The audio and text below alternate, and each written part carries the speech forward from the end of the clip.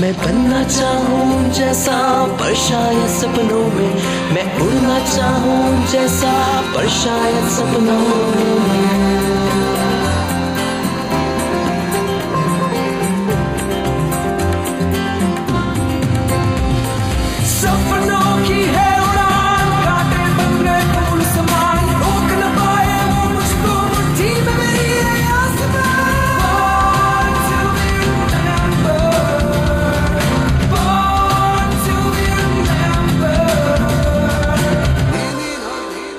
अठारह की क्रांति हमें आज भी याद है।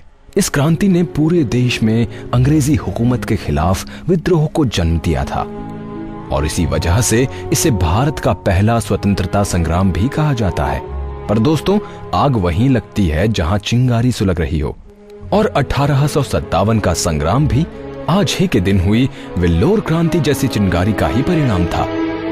ये बात है 19वीं सदी की शुरुआत की, जब अंग्रेजी हुकूमत भारतीय सैनिकों को अपनी सेना में शामिल करने के लिए जोर डाल रही थी। कुछ ने आसानी से उनकी बात मान ली और कुछ ये सब देखकर अंदर ही अंदर जल रहे थे। नए हथियार, नई यूनिफॉर्म, सब नया और अजीब था इन सैनिकों के लिए। ऐसे वक्त में Madras army commander in chief sir John Cradock ने हिंदुओं को माथे पर तिलक लगाने और कानों में कुंडल डालने के लिए मना किया। इसके साथ ही मुसलमान सैनिकों को शेव करने के लिए कहा गया। ये सब भारतीय सैनिकों को उनकी आस्था का मजाक जैसा लग रहा था। उनके अंदर का गुबार बढ़ता ही जा रहा था। तभी उन्हें पगड़ी की जगह एक राउंड हैट और उस पर चमड़े का एक पट्टा लगाने का दबाव भी डाला जाने लगा। इन सब बदलावों के कारण 1806 में मद्रास की 4थी रेजिमेंट के कुछ भारतीय सैनिकों ने ईस्ट इंडिया कंपनी के खिलाफ आवाज उठानी शुरू कर दी, क्योंकि इसके पहले तक वो अपने ही देश के राजा के लिए काम करते थे और अब कोई विदेशी उन पर अपनी मनमानी कर रहा था, जो कि बर्दाश्त की हर सीमा को पार कर चुके थे। इसलिए मद्रास की 4 रेजिमेंट्स के भारतीय सैनिक आपस में मिल गए और इन सैनिकों ने ही जन्म दिया वेल्लोर क्रांति को। 10 जुलाई 1806 की आधी रात में इन सैनिकों ने वेल्लोर किले पर हमला बोला। इस विद्रोह का पहला शिकार कर्नल फैनकोट को और उसके बाद परेड ग्राउंड में कर्नल मैककेरास को बनाया गया। देखते ही देखते 1 दर्जन ब्रिटिश ऑफिसर्स और किले में मौजूद 69वीं रेजिमेंट के 115 सैनिक मार दिए गए।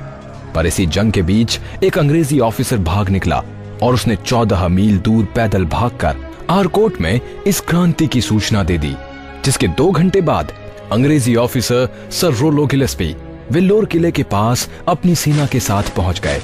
लेकिन तब तक टीपू सुल्तान के बेटे फतेह हैदर अपना झंडा किले पर लगा चुके थे। अंग्रेजी सैनिकों के पास अर्धली बंदूकें थीं, जिसका मुकाबला तलवार और बाकी देसी हथियारों से नहीं हो सकता था। इसीलिए अंग्रेजी सेना ने कुछ ही घंटों में किले के भीतर 800 सैनिकों को मार डाला। 600 से भी ज्यादा तिरुचि और वेल्लोर की जेल में डाल दिए गए और कुछ को फांसी दे दी गई। टीपू के बेटे फतेह को कोलकाता भेज दिया गया और 24 घंटे में ही इस क्रांति का नामो निशान मिटा दिया गया।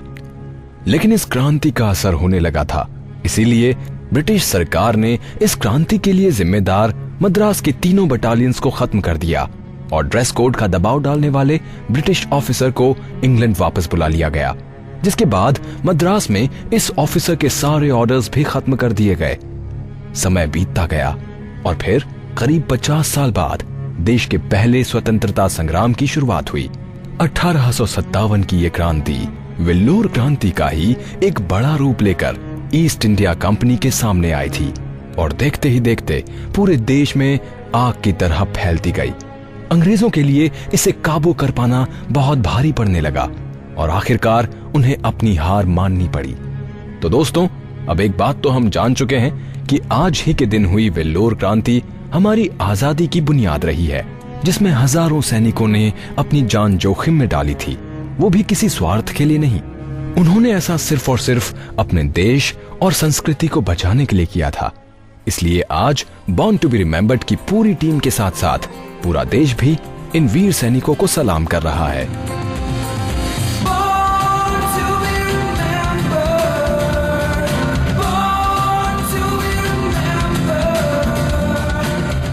सबसे पहले कोई माइलस्टोन छूना हमेशा स्पेशल होता है, नहीं? आने वाले टाइम में और भी लोग उस माइलस्टोन को छूते हैं, लेकिन तब भी आप सबसे पहले होते हो और सब आपके पीछे। ऐसे ही हमारी इस महान शख्सियत ने 10,000 टेस्ट रन बनाने का माइलस्टोन सबसे पहले छुआ। यही नहीं, सर डॉन ब्रैडमैन का रिकॉर्ड तोड़कर सबसे ज्यादा टेस्ट शतक भी बनाए, जिसे करीब 20 सालों बाद तोड़ा गया। इस शख्स को क्रिकेट हिस्ट्री के सबसे सक्सेसफुल और ग्रेटेस्ट ओपनिंग बैट्समैन की लिस्ट में गिना जाता है। उनके टाइम पर वेस्टइंडीज की बॉलिंग लाइनअप वर्ल्ड में सबसे खतरनाक थी, लेकिन जज्बा ऐसा कि उन्होंने इसी टीम के खिलाफ 65 की एवरेज से रन बनाए। जितना डिफेंस मजबूत था, उतना ही अच्छा वो हुक और पुल भी खेलते थे। उनके बैटिंग स्टाइल की छाप महान सचिन तेंदुलकर पर भी दिखती है। जी हाँ, बात हो रही है महान बल्लेबाज सुनील गावस्कर की। Obviously, when you have somebody in your family playing cricket and playing cricket at the highest level, then automatically you do get interested. But I would imagine that a lot of boys in Mumbai would take to cricket simply because cricket is the sport in Mumbai, like you would say hockey in Punjab, and maybe football, soccer in Kolkata and say Goa and Kerala. Cricket was the main game in Mumbai, so it was easy to take up to that. But of course, having an uncle who was an India player was a big factor.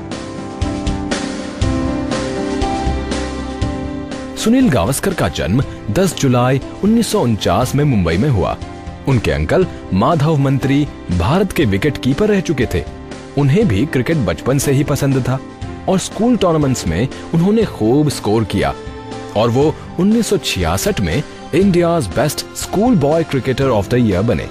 अगले सालों में उनका बल्ला घरेलू cricket में और ज्यादा चमका और उन्हें इंडियन टेस्ट कैप मिली। ये साल था 1971। पहला ही मैच उस दौर की सबसे मजबूत वेस्ट इंडीज टीम से था। पोर्ट ऑफ स्पेन में उन्होंने दोनों पारियों में हाफ सेंचुरी जड़कर टीम को जीत दिलाई। ये भारत की वेस्ट इंडीज पर पहली जीत थी।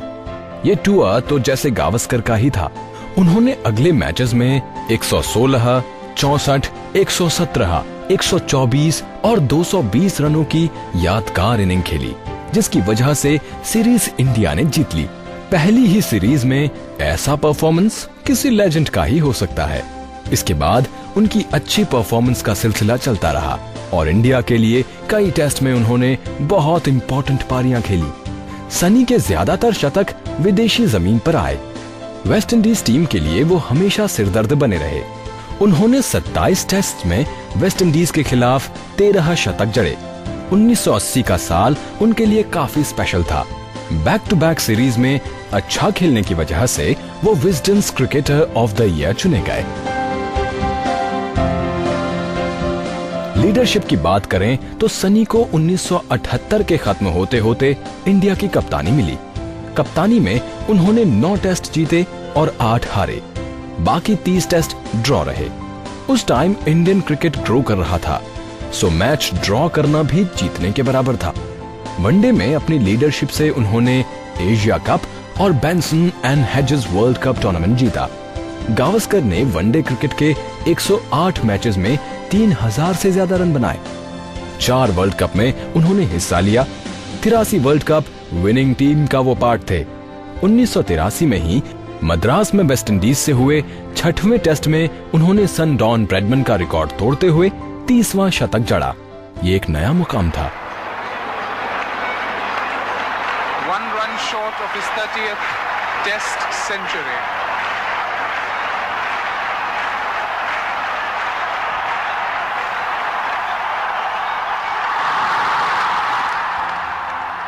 उन्नीस 1986 और 87 का सेशन गावस्कर का आखिरी सेशन था। उन्होंने पहले ऑस्ट्रेलिया के खिलाफ अच्छा खेला, फिर उसके बाद श्रीलंका के साथ भी खूब रन बनाए। उन्होंने कानपुर में 176 रनों की पारी खेली। ये उनका 34वां शतक था। इसके बाद आई उनकी आखिरी सीरीज, जिसमें वो 2 बार नर्वस 90s का शिकार हो गए और एक भी शतक नहीं बना पाए। लेकिन इसी सीरीज में उन्होंने वो मुकाम हासिल किया जिसे अब तक सोचा ही नहीं गया था। सनी ने अहमदाबाद में 63 रनों की पारी के बीच अपने 10,000 रन पूरे किए। Oh, beautiful shot. Ball play totally on merit, and that is Sunil Gavaskar's 50, his first half century of this series.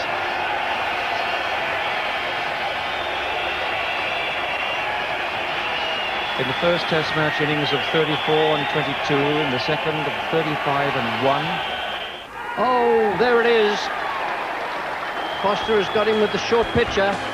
इस सीरीज के बाद उन्होंने वर्ल्ड क्रिकेट से विदा ले ली। गावस्कर ने इसके बाद क्रिकेट के डेवलपमेंट में काफी मदद भी की। वो आईसीसी के टेक्निकल कमेटी के सदस्य भी रहे। इसके अलावा उन्हें कमेंटेटर के तौर पर भी काफी पसंद किया जाता है। गावस्कर को अर्जुन अवार्ड और पद्म भूषण जैसे सम्मान मिले हैं।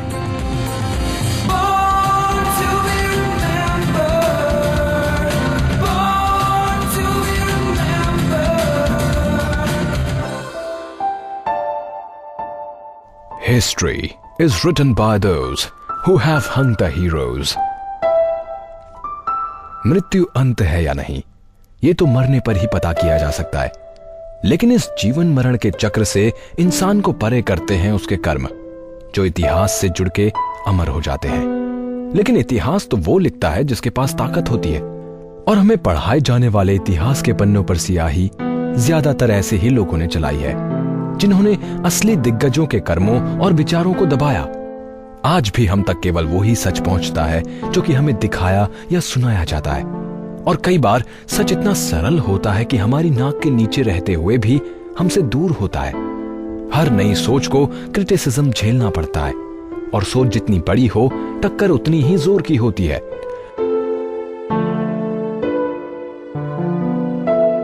आइए आपको मिलवाते हैं आज के दिन 1856 में क्रोएशिया के एक छोटे से गांव में एक गरजती बरसती तूफानी रात में जन्मे एक ऐसे ही वैज्ञानिक से जिसे इतिहास के पन्नों में बहुत सफाई से छुपा दिया गया है। किस वजह से, यह फैसला आप पर। यह कहानी है निकोला टेस्ला की। मैग्नेटिक फील्ड को नापने की इंटरनेशनल यूनिट को टेस्ला का नाम दिया गया है। लेकिन टेस्ला का जन्म एक पादरी के घर हुआ था, और उनके पिता की इच्छा थी कि वो भी पादरी बने, क्योंकि उस समय के यूरोप में या तो आप मिलिट्री से जुड़ सकते थे या धर्म से, और युद्ध के सख्त खिलाफ था पूरा टेस्ला परिवार। टेस्ला को बचपन में कॉलरा ने जकड़ लिया, और अधमरी हालत में उन्होंने अपने पिता से कहा कि अगर मुझे साइंस पढ़ने दिया जाएगा तो मैं कॉलरा से लड़ सकता हूं। और अचंभे की बात यह है कि पिता की हामी भरने के कुछ दिनों बाद निकोला ने शायद अपनी विल पावर से कॉलरा को मात दे दी। इच्छा एक ऐसी शक्ति है जिसको इंसान तवज्जो नहीं देता। अपने साइंस और इंजीनियरिंग में रुचि का श्रेय निकोला अपनी मां को देते थे, जो घर के छोटे मोटे कामों के लिए कोई ना कोई औजार या मशीन बनाती रहती थी। कपड़ा तक घर में बनाया जाता था, जिसके लिए लूम भी खुद ही तैयार किया गया था। निकोला अपनी मां को याद करके कहते थे कि वो पलक के एक बाल में 3 गांठें बांध सकती थीं। कॉलरा से जीतने के बाद निकोला ने कॉलेज में इलेक्ट्रिकल इंजीनियरिंग पढ़ी, जहां वो माइकल फैराडे के इलेक्ट्रोमैग्नेटिक इंडक्शन से खासा प्रेरित हुए, और उस समय चल रहे डायरेक्ट करंट से हटकर ऑल्टरनेटिंग करंट पर काम करने लगे, और जल्द ही उससे चलने वाली मोटर्स और जनरेटर्स के डिजाइन बनाने शुरू कर दिए। इलेक्ट्रिसिटी की समय से परे सोच रखने वाले इस युवक ने अपना रुख उस समय टेक्नोलॉजी का सेंटर बने न्यूयॉर्क की तरफ किया। हाथ में एक रिकमेंडेशन लेटर, जेब में कुछ पैसे और आंखों में एक नया कल लिए महीनों का समुद्री सफर और अनेक परेशानियों से जूझता हुआ निकोला 1884 में न्यूयॉर्क पहुंचा। थॉमस एडिसन, जिसने लाइट बल्ब बनाया था, एक लिविंग लेजेंड था, जिसने अपना कारोबार डायरेक्ट करंट के बल पर खड़ा किया था। डायरेक्ट करंट एक स्थायी वोल्टेज पर थोड़ी ही दूर तक भेजा जा सकता है, लेकिन जैसे जैसे पावर स्टेशन से दूरी बढ़ती है, बिजली पहुंचाने का खर्च भी बढ़ता है, और नतीजा, डायरेक्ट करंट पर चलने के लिए थोड़ी थोड़ी दूर पर एक पावर स्टेशन की जरूरत। ऐसे में निकोला ने एडिसन के सामने अपने ऑल्टरनेटिंग करंट का मॉडल पेश किया, जिसमें वोल्टेज और फ्रीक्वेंसी को ऊपर नीचे करके एक वेव या लहर की तरह करंट को मीलों दूर तक भेजा जा सकता था, और वो भी सिर्फ एक पावर स्टेशन और वायर्स की मदद से। वो क्या वजह थी न जाने, लेकिन एडिसन ने निकोला को ये कहकर नौकरी पर रख लिया कि ये ऑल्टरनेटिंग करंट बकवास है, पर तुम्हारा दिमाग अच्छा है। एडिसन के लिए निकोला ने ज्यादा समय तक काम नहीं किया और नौकरी छोड़कर करीब 1 साल तक वो सड़कों पर मजदूरी करते रहे, उसी एडिसन के द्वारा बनाए जा रहे डायरेक्ट करंट के नेटवर्क के लिए जमीन खोदकर तारें डालने का काम। फिर कुछ समय बाद इन्वेस्टर्स की मदद से टेस्ला ने अपने ऑल्टरनेटिंग करंट के जनरेटर्स के डिजाइन हकीकत में तब्दील कर दिए। टेस्ला की सबसे बड़ी खूबी थी उनकी नजर, जो शायद बंदिशें देख ही नहीं पाती थी। When I was a child, I discovered to my delight that I could visualize anything I imagined. I could see and understand the inner workings of everything, the molecular interactions. I could see energy in the air. I needed no diagrams, no models. I knew with this ability I could create great and wondrous inventions, devices to solve all the world's problems. Alternating current के potential को समझते हुए George Westinghouse ने Nicola के patent खरीदकर उनके साथ काम करने की इच्छा जाहिर की। टेस्ला की कहानी में आपको ऐसे बहुत से नाम मिलेंगे जिन्होंने मॉडर्न सोसाइटी को आकार दिया। एडिसन ने टेस्ला और उनके ऑल्टरनेटिंग करंट के मॉडल को बदनाम करने की कोई कसर नहीं छोड़ी, यहां तक कि जनता को बहकाने के लिए सड़कों पर जानवरों को बेरहमी से करंट मारकर बोल दिया गया कि ऑल्टरनेटिंग करंट जानलेवा है। लेकिन सच की रोशनी अंधेरे को चीर कर सामने आ ही जाती है। टेस्ला ने जवाबी कार्रवाई में जानवर नहीं, अपने आप को अपने बनाए हुए सर्किट में डाला और लगातार लोगों को दिखाया कि ऑल्टरनेटिंग करंट जानलेवा तो दूर, शॉक भी नहीं देता है।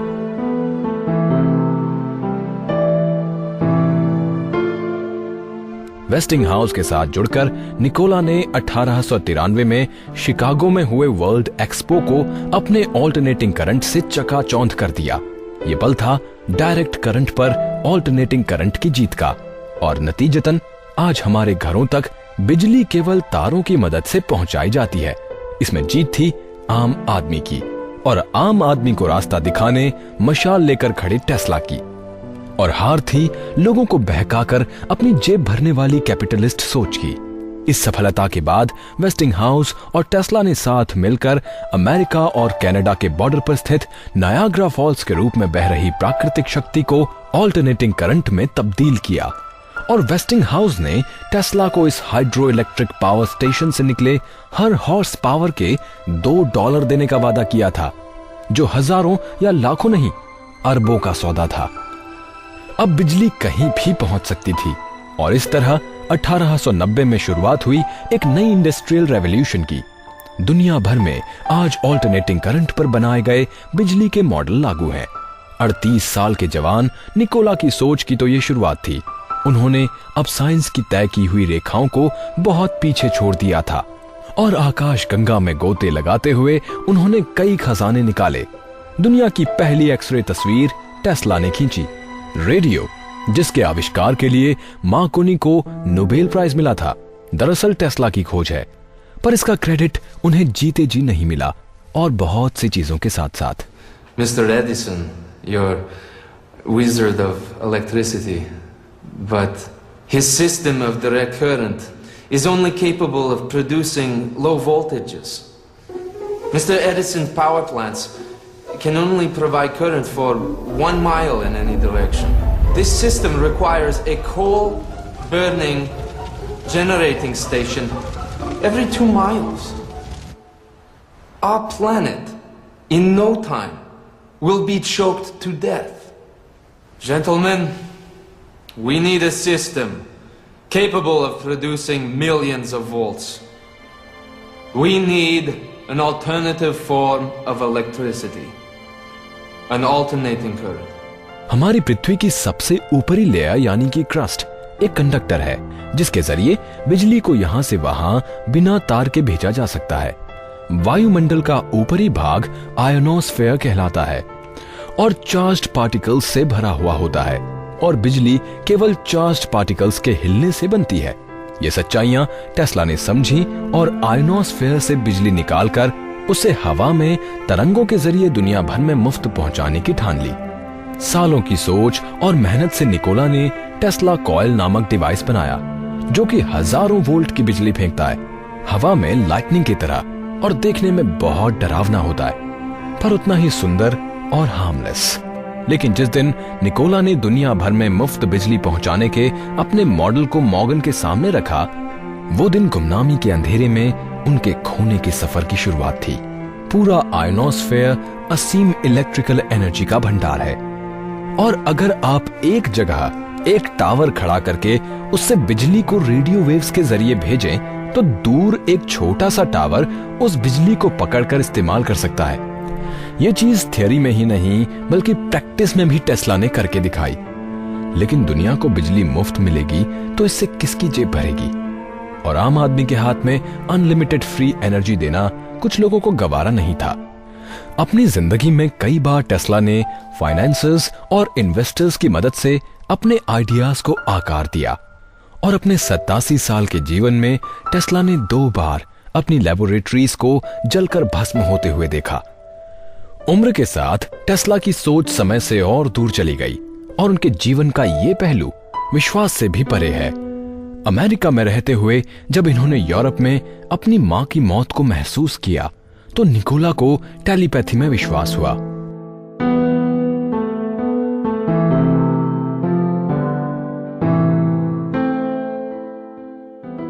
निकोला ने वेदांत पढ़ा और स्वामी विवेकानंद से प्रेरित हुए और वेदांत की सीखें टेस्ला जैसे खुले दिमाग से मिलकर जादूगरी में बदलती गईं।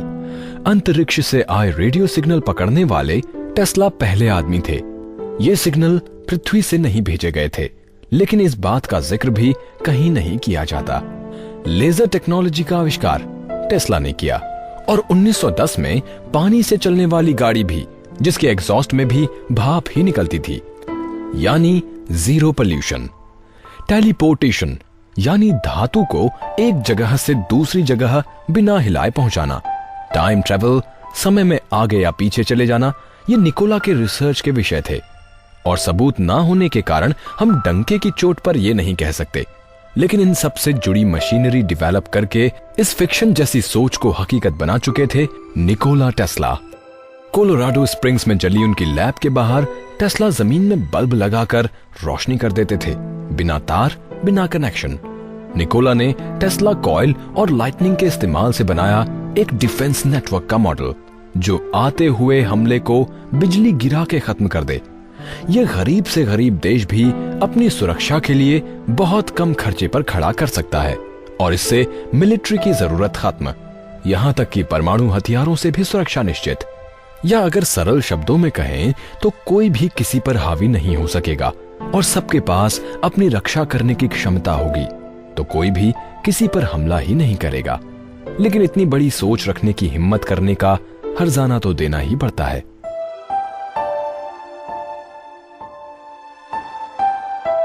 आप और मैं, जिसको टेस्ला ने ताउम्र बस प्रेम और अहिंसा का संदेश दिया। संदेश क्या, रास्ता भी दिखाया और साधन भी तैयार करके दिए। टेस्ला ने दौलत को कभी अहमियत नहीं दी। जॉर्ज वेस्टिंगहाउस को बैंकरप्सी से निकालने के लिए अपना नायाग्रा फॉल्स का कॉन्ट्रैक्ट फाड़ दिया और उन अरबों करोड़ों में से एक पैसा नहीं लिया। वजह पूछे जाने पर टेस्ला का जवाब था, जब कोई मेरी बात सुनने को तैयार नहीं था तब तुमने मुझे अपने कान दिए थे दोस्त, इस पैसे का मैं क्या करूंगा। ये झलक है एक सच की तलाश में लगे इंसान की, जिसने सवाल पूछे, जवाब ढूंढे और समाधान दिए। लेकिन ये सब पिछले 100 सालों में खो गए या गायब करवा दिए गए और निकोला टेस्ला को पैसे और पॉलिटिक्स के जोर से गुमनामी के अंधेरे में ढकेल दिया गया। हमारे रोजमर्रा के इस्तेमाल में आने वाली लगभग हर एक चीज टेस्ला की खोज या आविष्कार के बिना बन ही नहीं सकती। जीनियस की पहचान किसी एक कारनामे से नहीं होती है। निकोला टेस्ला के नाम 500 से भी ज्यादा पेटेंट्स हैं, जिनके इस्तेमाल से सैकड़ों लोग अमीर हुए। फिर भी ये चलती फिरती रोशनी का स्रोत बेहाल गरीबी में न्यूयॉर्क के एक होटल में रहा और 7 जनवरी 1943 को शांति से दुनिया त्याग गया। विज्ञान और विकास ने एक अलग दिशा पकड़ ली और इंसानियत को अनलिमिटेड एनर्जी और एक रेडिकल माइंड से हाथ धोना पड़ा। टेस्ला के आविष्कारों को अगर आज भी हम चाहें तो दुनिया बदलने के लिए इस्तेमाल किया जा सकता है, शांति और खुशहाली फैलाने के लिए इस्तेमाल किया जा सकता है। क्या पता आप में से कोई एक टेस्ला के इस अधूरे सपने को पूरा करके इंसानियत को विनाश से बचा सके। आज का ये एपिसोड डेडिकेटेड है इस लेजेंड को, जो जीवन भर अंधेरे में ठोकरें खाता रहा, पर पीछे चलने वालों पर से रोशनी हटने नहीं दी।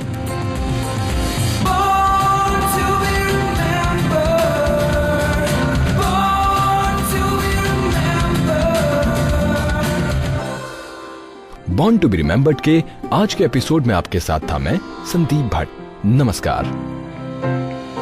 मैं बनना चाहूं जैसा पर शायद सपनों में, मैं उड़ना चाहूं जैसा पर शायद सपनों में।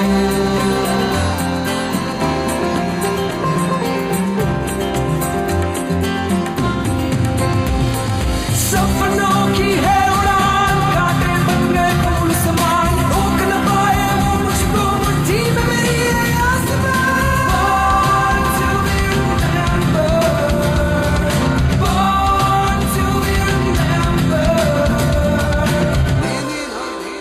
इस कार्यक्रम के कार्यकारी निर्माता जैनेंद्र सिंह,